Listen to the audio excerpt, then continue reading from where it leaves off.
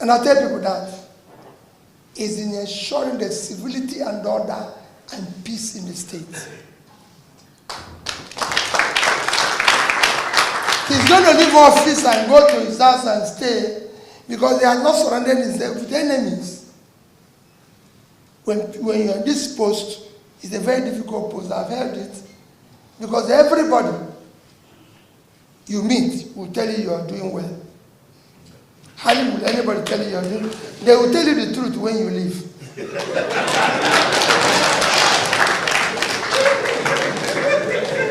When you leave here, the announcement you'll be hearing, you'll be wondering whether it was these people who was announcing this. So what I tell people is that it is important that you know you're not going to be here forever. And make peace. Ensure that. I want you to see reason why Peter Obi should become the president of this country. I don't want to say much. If you watch this video that I'm going to drop, then you should be convinced that this man, Peter Obi, should be the president of this country.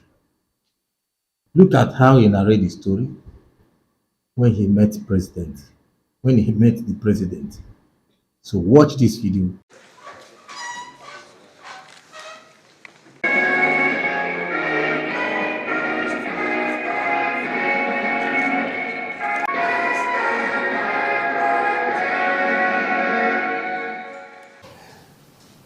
Excellency, go and read the letter I wrote to World Bank, asking for $82 million to build Kainchi Dam to provide 760 megawatts of electricity. And he wrote it clear. I'm applying for this loan strictly to borrow for this investment to spur growth, economic growth for my country. That was 58 years ago. That facility is still standing. What he borrowed is $82 million.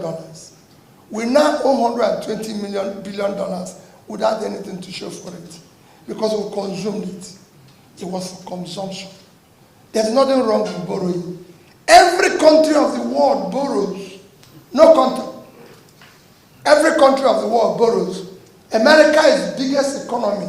They are owing over 100% of their GDP. The second biggest economy is China. They are owing about 60% of their GDP. The third one is Japan. Japan is owing 230% of their GDP. It can go on and show you. Even Netherlands, that had the highest sovereign wealth fund of 1.4 trillion, Your Excellency, is owing 50% of their GDP. So everybody borrows. The difference is what you use the borrowing to do. Where did you invest it? What did you create? Our own was for consumption. People are borrowing for investment. And I've gone from countries to countries everywhere to show that this is happening. China borrowed in 1990, 93% to 95% of Chinese people live under poverty. Today, it's less than 2%. India was a similar situation, under 5%. Vietnam was actually 96%. Today, they have less than 3%. So, ours that we have been throwing people out of poverty. And just to illustrate to you why borrowing is different here and other countries. I was in Bangladesh in 2010. I've studied 31 countries, comparing them with Nigeria. In Bangladesh in 2010, Your Excellency, they had a GDP of $115 billion with a per capita of $747 per capita. And their debt was $45 billion, 36% of their GDP in 2010. Nigeria, as at then, had a GDP of $375 billion per capita of $2,250. So we are 3 times Vietnam in terms of per capita, which is a real measure of wealth. And our debt then was $30 billion, less than 10% of our GDP. Today, Vietnam GDP is $340 billion. They've grown by 3 times. Their per capita is 2,050. They've grown by 10 times. Their debt also increased to about 116 billion, which remains even less than 36% because it's now about 32% of their GDP, which means they borrowed more, they invested it. If you go to Vietnam today, the exports, their overseas diaspora fund, everything have increased. Today, Vietnam exports garments, $36 billion, twice what we earn from oil. Garments, they're not just garments. That's what they export. Not something that is sophisticated. And all small businesses, which we're not doing here. And in our situation, our GDP today is about $400 billion. Our per capita, which is the real measure of wealth, is now 1,980, call it 2,000. So we've actually lost about 11% of what we were in 2010. And our debt have gone from $30 billion to $120 billion. So we borrowed about $100 billion, which nobody can explain where was invested. And when you ask, they say, it's for capital project. If you borrow money and it didn't impact on your GDP, it didn't impact on your capital, you consumed it. That is the crisis we face as a nation. The consequence is that our debt servicing now is over 90% of our income. In 2001, first 5 months of 2001, Your Excellency, Nigeria as a country made 1,847 billion naira. We use 1,802 to service debts. 98%, only 45 remaining for a country of 200 million people. And we're borrowing more. We said last year our budget was 13.5 trillion. We are going to borrow only 5 trillion. We borrowed 7.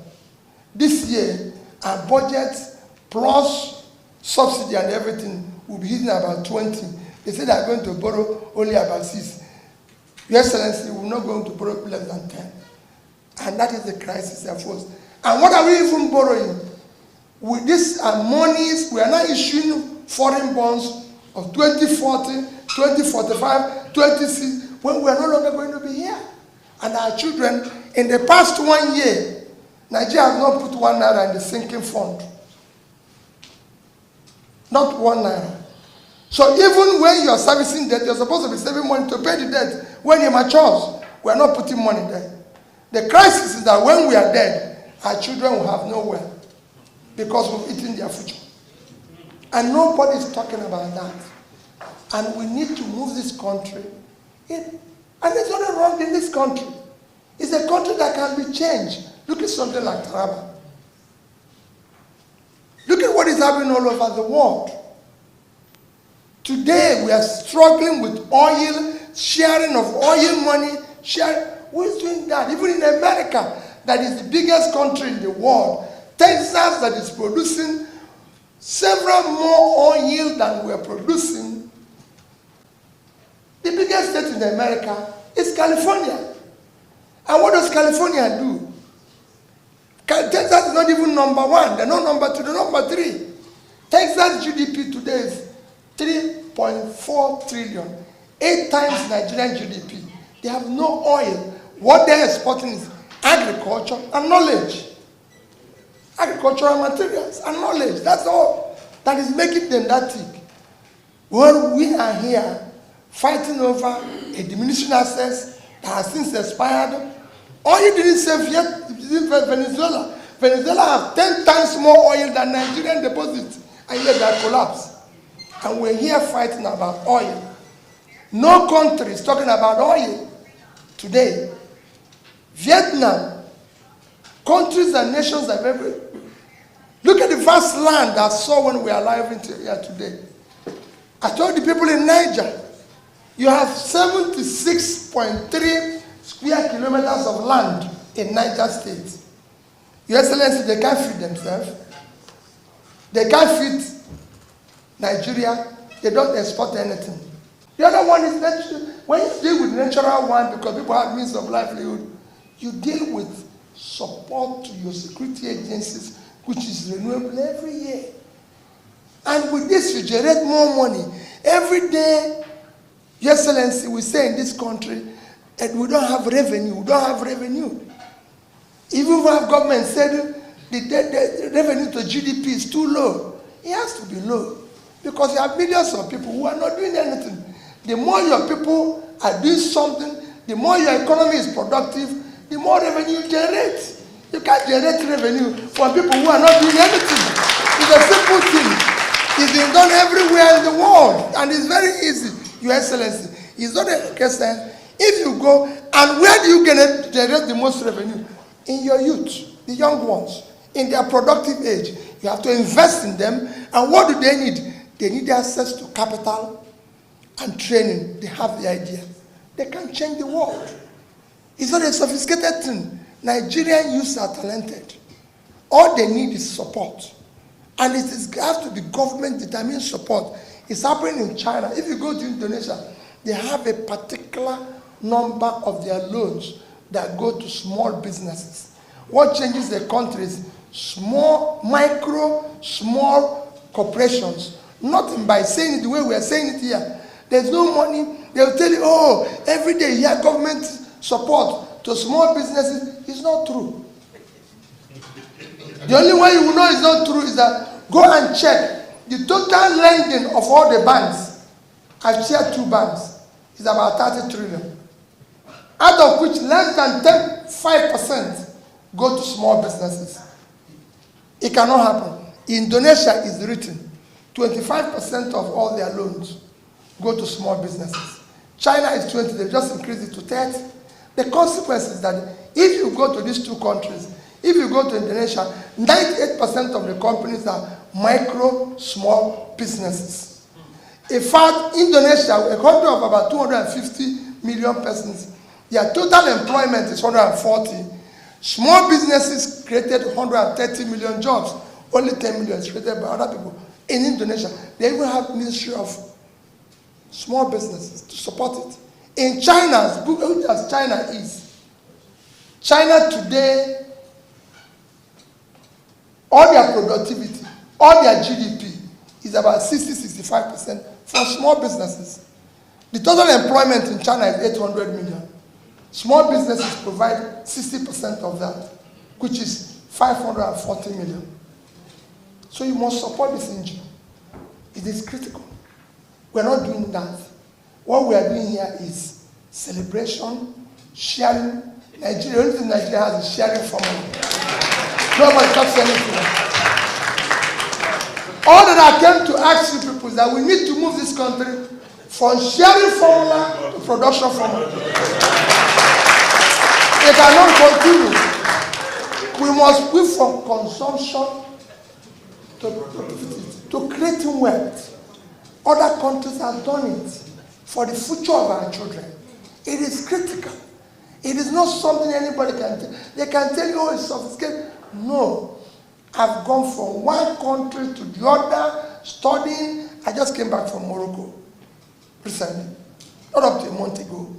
Morocco exported last year 40-something billion worth of exports. Not oil. Agricultural products, 8 billion. Morocco.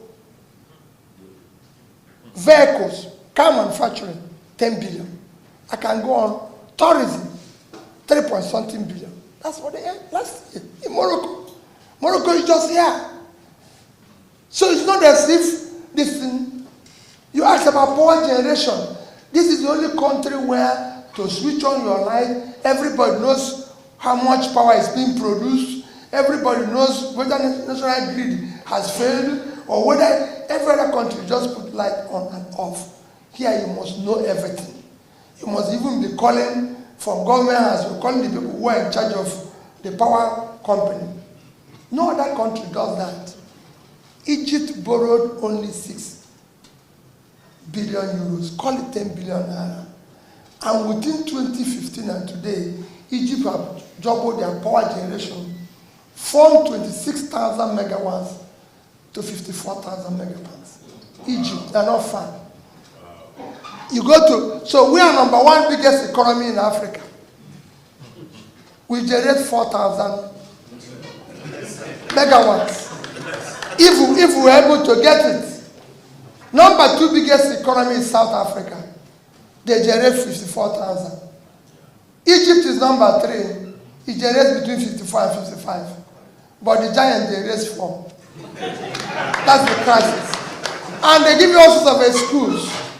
Yesterday, there's nothing in power generation. There's nothing in power distribution. It's very easy. Anybody who tells you any story is this. Excellency, let me conclude because he's introduced me. I was governor of the state. My dear people, today God has given you position where you are in authority, where you are delegates. You won't be there forever. Your Excellency is the governor. He will not be governor forever. I tell people that when I was in office. His greatest achievement, you might not know, is not in building infrastructure. And I tell people that is in ensuring the civility and order and peace in the state. He's going to leave office and go to his house and stay because he has not surrounded himself with enemies. When you're in this post, it's a very difficult post. I've heard it. Because everybody you meet will tell you are doing well. Hardly will anybody tell you you're doing well. They will tell you the truth when you leave.